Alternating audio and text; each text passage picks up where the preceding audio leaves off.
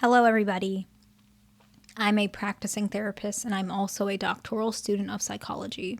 Today, I wanted to go over 5 ways to help an avoidant change. I may use the word make an avoidant change, but I don't mean it in a way where we're forcing them. It's just the language I'm using, plus it's just quicker. And it helps a lot of people understand more what I'm saying because it's just more obvious and direct, okay? And when I'm talking about change, often in relationships, change is something that both individuals need to do. So I'm not saying the avoidant is the only person that has to change, but I'm also not saying that you have to be the only person to pull the weight. Obviously, if you're with a person who's avoidant, it's very likely in the beginning, couple years, whatever it may be, that you are the person who's pulling more of the emotional weight. And that is not lost on me. But sometimes my perspective can be, depending on the relationship, that if you're already the one putting the emotional work in more than your partner, you might as well put emotional work to prompt them to change so in the future you don't have to do as much of the work. And I know that sounds kind of negative, but sometimes that's just the way it is. When you're in a relationship with someone who's avoidantly attached, they are less self-aware. And I'm not saying that in a mean way. I used to be one. So I'm just being honest with you. Helping them to change will benefit both of you guys. So whichever way you want to do it, this is the way I suggest. This is not advice. I'm just sharing what I've noticed and what I see in session may help. And so the very first way that I feel I can really prompt an avoidant to change, it's going to be pretty specific, okay? And I may explain it a couple times just because I know I'm going to get questions on it, okay? It is when you ask, I want you to ask your partner, basically, specific questions about their opinion on whatever it is you want to change to build self-awareness. So I think an example may help. And I do this a lot in session, and it's easier when I'm there as a therapist because I can kind of guide both individuals. Plus, I feel like when couples are in front of a therapist, they give their best self in front of me. But what happens is because they're putting on that best self, it translates to the relationship because it forces them to be a better version of themselves that they probably never showed before.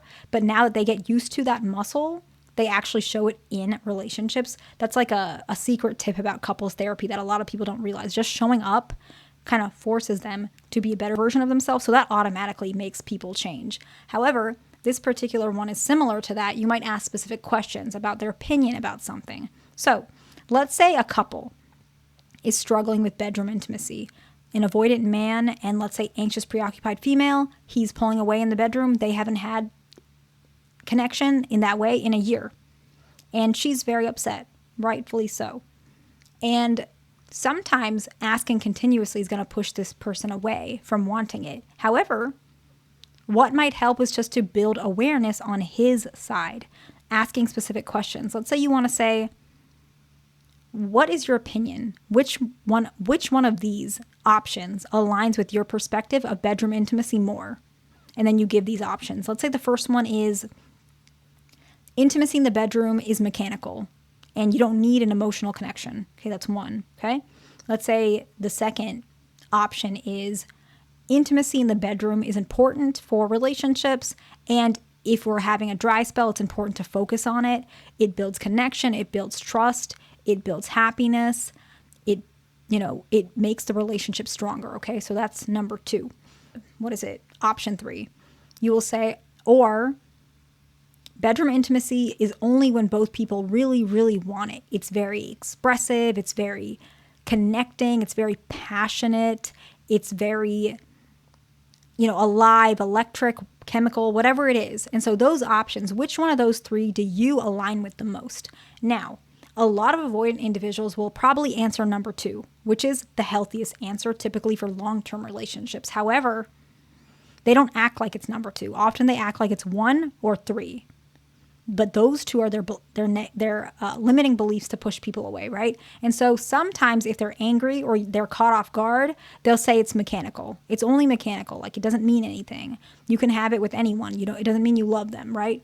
That's their limiting belief. That's their attachment issue. And the other one is they believe it needs to be very specific, very perfect.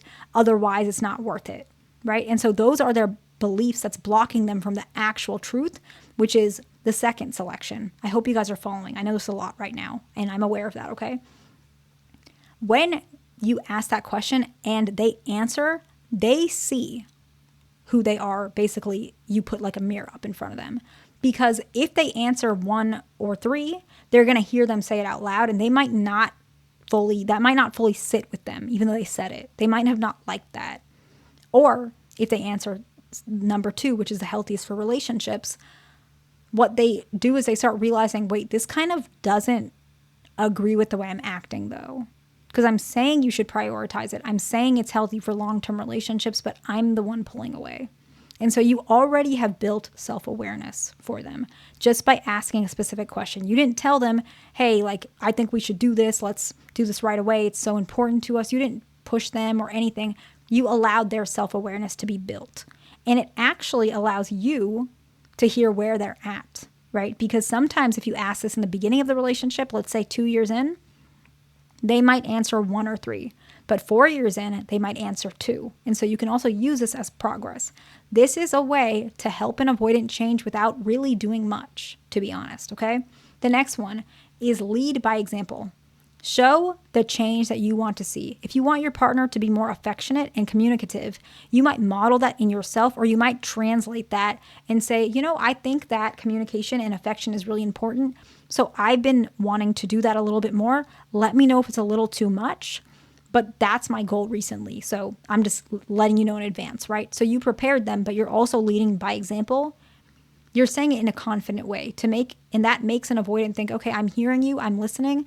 Maybe that's something I can lean into as well. You're modeling that, okay? The next one is reinforce positive behaviors or positive perceived behaviors, perceived positive, So if your partner does do something that you appreciate, let's say the question that we talked about, the very first point, those specific questions, and they answered it.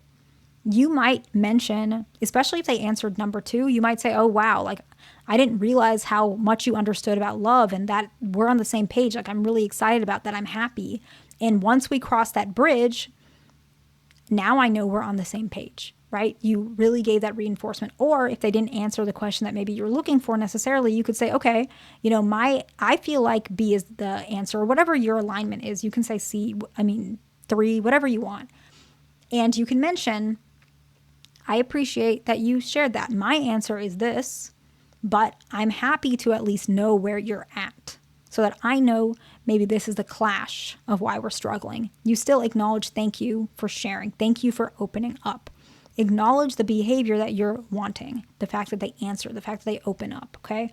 The next one is really important, and it is picking your battles, okay? Focusing on change that really matters to you and your relationship is the most important.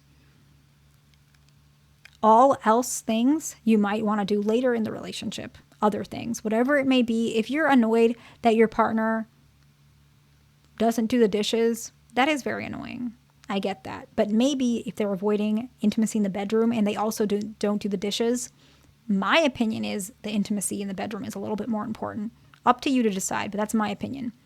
And so pick and focus on what you need changing right away. Have conversations about that a little bit more often. Curate yourself leaning in that direction so that you can help your partner. Right, we're reinforcing positive behaviors. And you also want to have conversations every now and again to see where your partner is at. Every now and again, okay? And the last one is creating a team mentality about whatever this change is that you want. You want your partner to be more intimate in the bedroom. You can frame it as change for both you guys. You know, I'm glad that we had this conversation. I really think that we're heading in the right direction and I'm hopeful. But even if that doesn't happen, I appreciate you for the way you are, but I'm seeing growth. I'm seeing that we're much happier. I feel more close and connected to you. I'm glad that we're able to work around this issue because I feel like whatever it is, it's causing issues between us. And I want us to just fix it so that me and you can be closer. It's you against that issue, whatever that issue is, okay? I hope this video is helpful to somebody. Please like, subscribe. I will see you in the next one.